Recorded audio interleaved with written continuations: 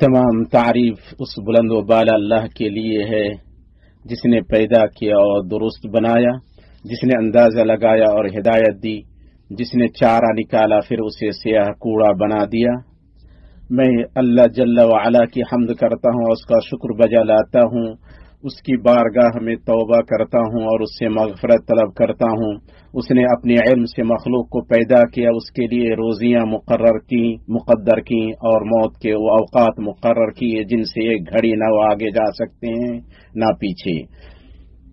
میں گواہی دیتا ہوں کہ ایک اللہ کے سوا کوئی معبود برحق نہیں، اس کا کوئی شریک نہیں، اور میں گواہی دیتا ہوں کہ محمد اللہ کے بندہ اور رسول ہیں، جو متقیوں کے امام، روشن تابناک لوگوں کے سردار اور تمام اولاد آدم کے سردار ہیں۔ اللہ نے آپ کو ثقلین انس اور جن کی طرف خوشخبری دینے اور ڈرانے والا، اس کے حکم سے اللہ کی طرف بلانے والا اور روشن چراغ بنا کر بھیجا۔ اللہ کا درود و سلام ہو آپ پر، آپ کے پاک باز اہل خانہ پر، آپ کی بیویوں امہات المؤمنین پر، آپ کے صحابہ پر، عطا قیامت ان کا اچھی طرح اتباع کرنے والوں پر اور بہت زیادہ سلامتی نازل فرمائے۔ اما بعد، اللہ کے بندوں، اللہ سے ڈریں اور اس کے حکم کی تعمیل کریں اور اس کے نہیں سے اجتناب کریں، اور اس کے نہ ٹوٹنے والے مضبوط کڑے کو مضبوطی سے تھام لیں۔ اللہ کا فرمان ہے، جو شخص اللہ تعالیٰ کے سوا دوسرے معبودوں کا انکار کر کے اللہ تعالیٰ پر ایمان لائے، اس نے مضبوط کڑے کو تھام لیا جو کبھی نہ ٹوٹے گا، اور اللہ تعالیٰ سننے اور جاننے والا ہے۔ مسلمانوں، دین اسلام کی یہ قابل تعریف خصوصیت ہے جو پوری شفافیت کے ساتھ عقیدہ، شریعت اور احکام میں لوگوں کے سامنے جلوہ گر ہوتی ہے۔ وہ آسانی اور رواداری کا دین ہے، اس میں نہ غموض ہے اور نہ اس کے ماننے والوں کو اسے سمجھنے میں دقت ہوتی ہے۔ وہ پیچیدگی، غرابت اور معموں سے پاک ہے۔ اس کا عقیدہ واضح ہے، اس کی عبادت واضح ہے، اس کا ثواب واضح ہے اور اس کی سزا واضح ہے۔ ہاں، وہ اتنا واضح ہے کہ اس میں کسی غموض اور جہالت کی گنجائش نہیں ہے۔ وہ یقیناً دین اسلام ہے جو اپنے اصول و فروع، وسائل و مقاصد اور قواعد و مصادر میں تابناک، روشن اور صاف ستھری شریعت ہے۔ اس کے رسول صلی اللہ علیہ وسلم نے فرمایا، میں نے تمہیں روشن شاہراہ پر چھوڑا ہے، جس کی رات اس کے دن کی طرح ہے، اس سے میرے بعد ہلاک ہونے والا ہی بھٹکے گا۔ اور آپ نے یہ بھی فرمایا، اس ذات کی قسم جس کے ہاتھ میں میری جان ہے، میں تمہارے پاس یہ شریعت روشن اور صاف ستھری لایا ہوں۔ اسے امام احمد نے روایت کیا ہے۔ اسی طرح آپ نے فرمایا، حلال واضح ہے اور حرام بھی واضح ہے۔ بے شک اسلام کی اپنی پوری وضاحت و شفافیت ہے، جس میں نہ چھپانے کی گنجائش ہے، نہ ابہام کی کوئی جگہ ہے۔ ایسا کیوں نہ ہو، جبکہ جس رسول کو اس دین کے ساتھ بھیجا گیا ہے وہ رسول واضح، صریح اور سچے ہیں۔ آپ ان کے بولنے سے پہلے ان کے چہرے پر اور ان کی گفتگو سے پہلے ان کے کام میں وضاحت دیکھیں گے۔ آپ وہ ہیں جن کا وصف عبداللہ بن رواحہ نے اپنے الفاظ میں یوں بیان کیا ہے، اگر آپ میں واضح نشانیاں نہیں ہوتی پھر بھی آپ کی وضاحت شفافیت تمہیں حقیقت کی خبر دیتی۔ بے شک نبی صلی اللہ علیہ وسلم کی وضاحت و سچائی اور آپ کے ظاہر کا حسن ہے جو آپ کے باطن کے حسن کا پتہ دیتا ہے۔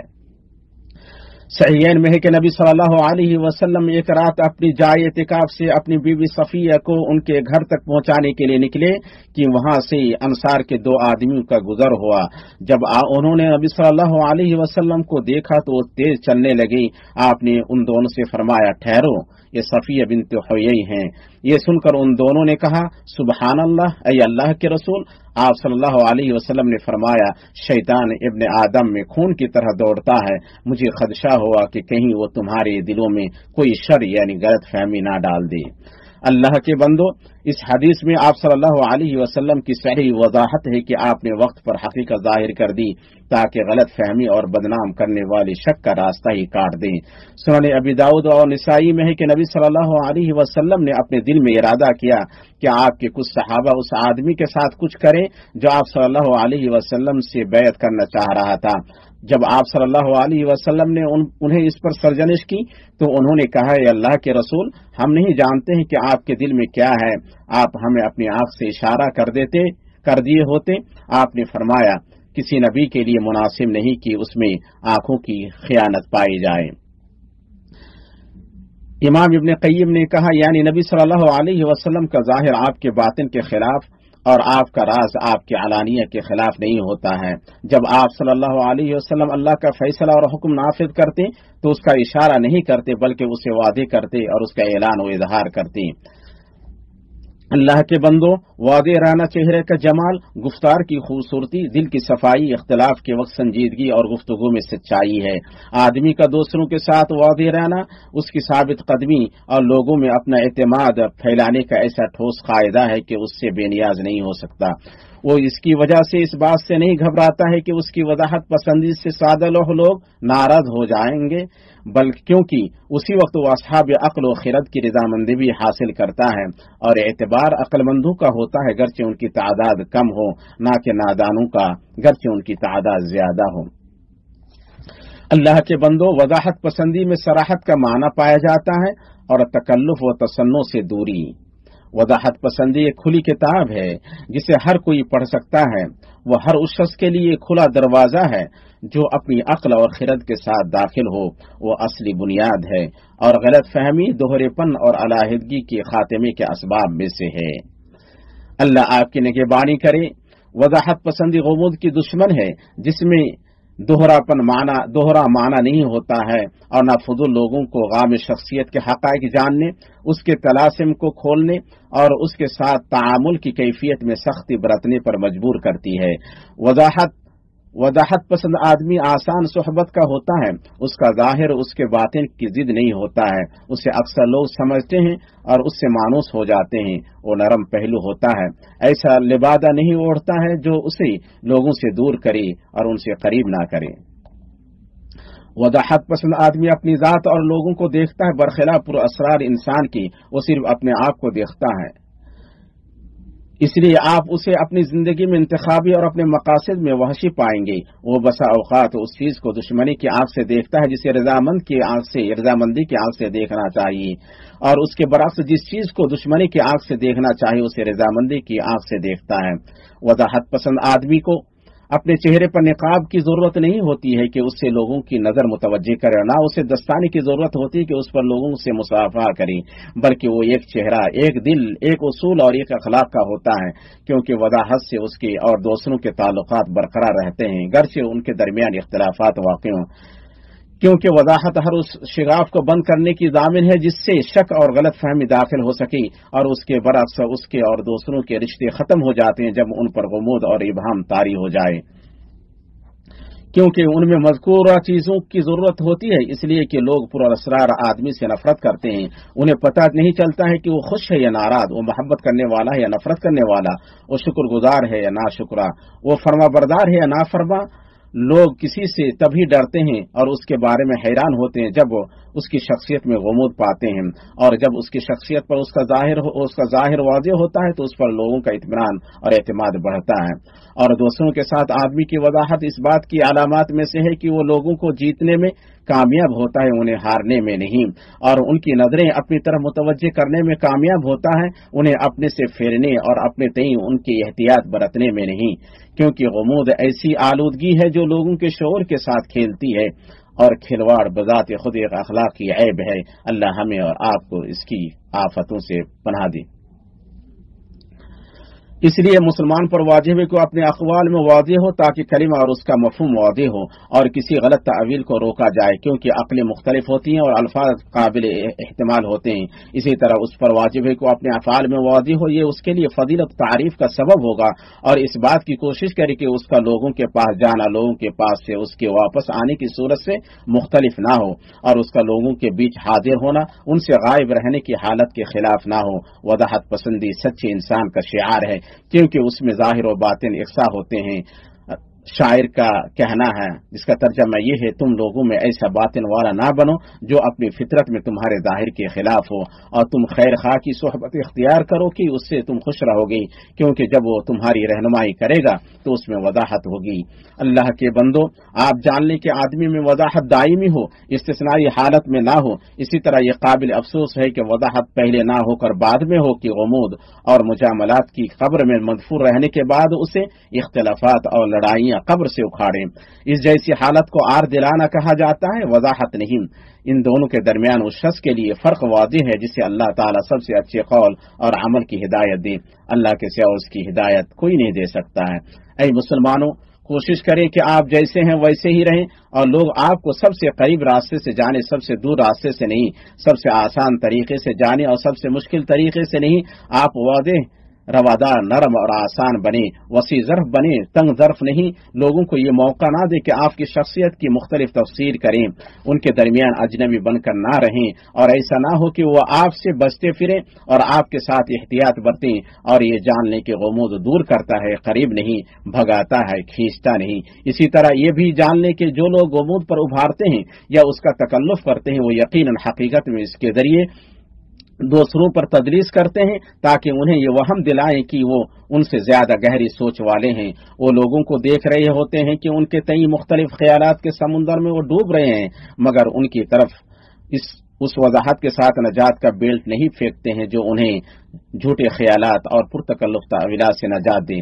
अल्लाह आपकी निगहबानी करे। फिर आप जानने के वजाहत और बेवकूफ़ी के दरमियान और गुमूद और राजों की हिफाजत के दरमियान फर्क है। वजाहत का ये मतलब नहीं कि आदमी ऐसा बेवकूफ हो कि उसकी कोई खुसूसियत ना रहे, और ना ये मतलब है कि उसके ऐसे राज ना हो जिनकी हिफाजत जरूरी है, और ना ऐसी मसलहतें हों जिन्हें छुपाना हालात का तकाजा हो। इसी तरह गुमूद का मतलब मुहतात रहना, बदही बातों को रोकना, मुरुवतों से गुरेज करना और शफाफियत को छुपाना भी नहीं है। मुसलमानों, जरूरी है कि आप वसतियत व इत्तिदाल की राह को लाजिम पकड़े। यही मामलात में सबसे बेहतर है, ताकि आपकी वजाहत सादा लोहे की हद तक ना पहुंच जाए कि आप अजियत का शिकार हो जाएं, और ना आपका छुपाना गुमूद की हद तक पहुंच जाए कि आपसे दूरी बरती जाए। अक्लमंद समझदार वो है जो दो ना के दरमियान रहे।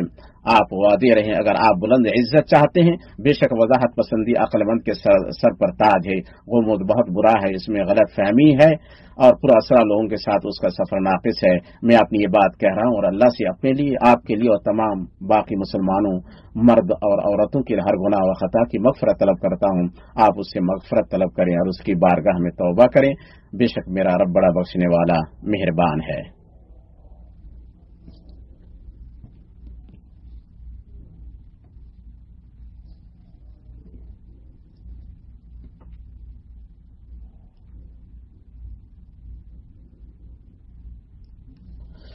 हर तरह की तारीफ अल्लाह के लिए है, उसके एहसान पर, और उसके लिए शुक्र है उसकी तौफीक और नवाजिश पर।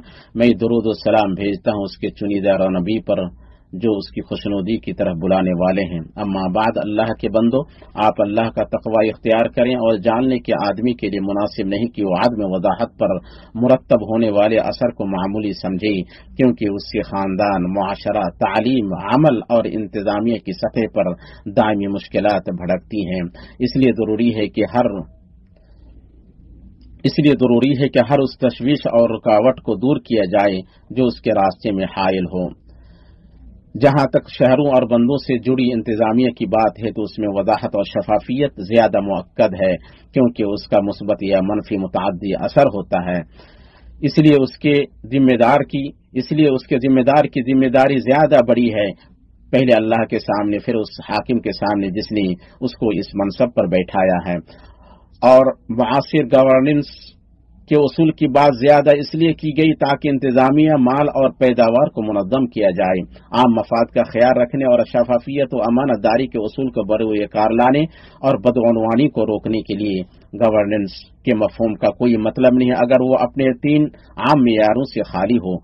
पहला मेयार है, हाकिम ने मुआशरे के आम मफादात को मुनज़्ज़म करने के लिए जो कवानीन बनाए हैं उनकी तामील और पाबंदी।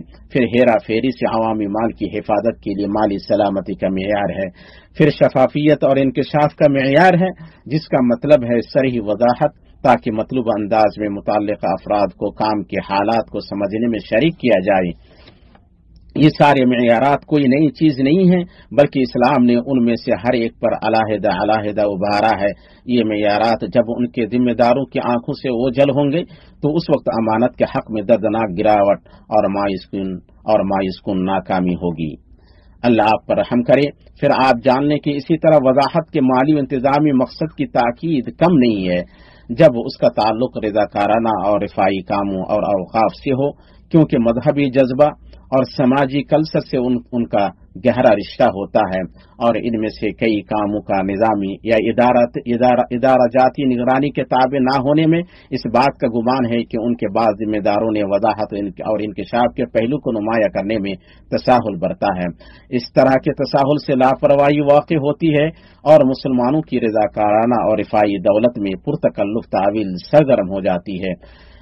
ان متعلقہ جمعیتوں کے خیراتی یا رضاکارانہ ہونے کا یہ مطلب نہیں ہے کہ ان سے ان کے انتظام، ان کے خرچ کرنے کی جگہوں اور ان کے سرچشموں میں شفافیت اور وضاحت رکھنے کا مطالبہ نہ کیا جائے، اور نہ یہ مطلب ہے کہ وہ تنقید اور احتساب سے پرے ہیں، کیونکہ ان کے ذمہ داروں کو صدقہ وعطیہ کرنے والوں کی طرف سے امین بنایا گیا ہے۔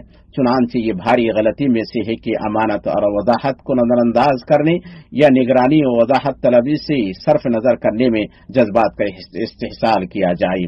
وقتاً فوقتاً ہیرا پھیری اور دھوکہ دھڑی کے کتنے قصے سننے میں آتے ہیں، کبھی تو خیراتی کام کے نام پر تو کبھی رضاکارانہ کام کے نام پر، جس کے ذریعے لوگوں کے مال ہڑپ لیے جاتے ہیں اور ان کے جذبات اپنی طرف مائل کر لیے جاتے ہیں۔ اور اس میں کوئی تعجب نہیں ہے، کیونکہ جب معاملہ خیراتی جذبے سے متعلق ہوتا ہے تو لوگ بہت زیادہ دھوکہ کھا جاتے ہیں، کیونکہ اس کے تئیں مذہبی پہلو غالب ہوتا ہے اور یہ جذبات کو مائل کرنے کے سب سے وسیع دروازوں میں سے ہے۔ عبداللہ بن عمر رضی اللہ تعالی عنہما نے کہا، جس نے اللہ کے نام پر ہمیں دھوکہ دیا، ہم اس کے دھوکے میں آ گئے۔ اس کے بعد ہماری اس گفتگو سے مراد یقیناً تعمیم نہیں ہے، کیونکہ بہت سے خیراتی اور رضاکارانہ ادارے ہیں جو کہ منظم، پختہ اور امانت دار ہیں، ان کی قابل قدر کوششیں ہیں، بلکہ یہ گفتگو انفرادی حالات یا نیم اجتماعی اداروں کے لیے خاص ہے، جن میں معتبر وضاحت و شفافیت نہیں ہوتی ہے، اور نہ ہی ان کے پروگراموں میں پسندیدہ طریقے پر مالی نظم و ضبط ہوتا ہے جو نگرانی اور احتساب کے تابع ہو، تاکہ ان لوگوں کے سامنے عذر پیش کیا جا سکے جنہوں نے ان کو اپنی صدقہ اور زکوٰۃ کا امین بنایا ہے۔ سنیں، ان اعمال کے ذمہ دار اللہ تعالیٰ سے ڈریں، اور یہ جان لیں کہ لوگوں نے اپنے جذبات کے ساتھ انہیں اپنے مالوں کا امین بنایا ہے، اور یہ کہ ان میں ہیرا پھیری کرنا یا باطل تعویلوں اور ٹیڑھے عذر کے ذریعے انہیں حلال سمجھنا اور غیر ذمہ دارانہ انارکی انہیں اللہ اور لوگوں کے نزدیک ان کی غلطیوں سے عہدہ برآ نہیں کرے گی، اور نہ اس بات سے انہیں چھٹکارا دلائے گی کہ جس کی انہوں نے تعویل کی، جسے حلال سمجھا اور جس میں لاپرواہی برتی، وہ دنیا میں ان پر وبال ہوگا اور آخرت میں ان کے خالق کے پاس کٹھن حساب کا سبب ہوگا۔ اور آپ کا رب کسی پر ظلم نہیں کرتا۔ اے اللہ، تو درود و سلام نازل فرما محمد پر اور آل محمد پر، جیسے تو نے جہانوں میں درود نازل فرمایا ابراہیم پر اور آل ابراہیم پر، بے شک تو لائق حمد و صاحب عظمت ہے۔ اے اللہ، تو راضی ہو جا ان کے چار ہدایت یافتہ خلفاء ابو بکر، عمر، عثمان اور علی سے، تیرے نبی محمد کے باقی صحابہ سے، تابعین سے، اور ان لوگوں سے جو تا قیامت ان کا اچھی طرح اتباع کریں۔ اے اللہ، تو اسلام اور مسلمانوں کو غلبہ عطا فرما اور اپنے دشمنان اسلام کو رسوا کر۔ اے اللہ، تو اپنے دین، اپنی کتاب، اپنے نبی کی سنت اور اپنے مؤمن بندوں کی مدد فرما۔ اے اللہ، تو ہمیں ہمارے وطنوں میں امن عطا فرما، ہمارے پیشواؤں اور سربراہوں کی اصلاح فرما، اور سرپرستیوں لوگوں میں کر اور ہماری سرپرستی ان لوگوں میں کر جو تجھ سے ڈریں اور تیرا تقوی اختیار کریں اور تیری رضامندی کی پیروی کریں۔ اے رب العالمین، اے اللہ، تو ہمارے امام اور ولی امر کو ان اقوال و اعمال کی توفیق دے جو تجھے پسند ہو اور تو ان سے راضی ہو۔ یا حی یا قیوم، اے اللہ، تو ان کے مشیروں کی اصلاح فرما۔ یا ذی الجلال والاکرام، اے اللہ، تو ان کے ولی عہد کو ذمہ داری میں توفیق بخش جو ان کے سپرد کی گئی، اور ان میں شہروں اور بندوں کے لیے بھلائی لکھ دے۔ اے اللہ، تو ہر جگہ مسلمانوں کے حالات سدھار دے، انہیں اپنی نعمتوں کا شکر گزار بنا کہ ان کے ذریعے تیری تعریف کرے، انہیں قبول کرے اور اپنے جود و کرم سے ان نعمتوں کو ان پر مکمل کر دے۔ یا اکرم الاکرمین، اے ہمارے رب، ہمیں دنیا میں بھلائی عطا فرما اور آخرت میں بھی بھلائی عطا فرما، اور ہمیں آگ کے عذاب سے بچا لے۔ سبحان ربک رب العزت عما یصفون وسلام علی المرسلین والحمد للہ رب العالمین۔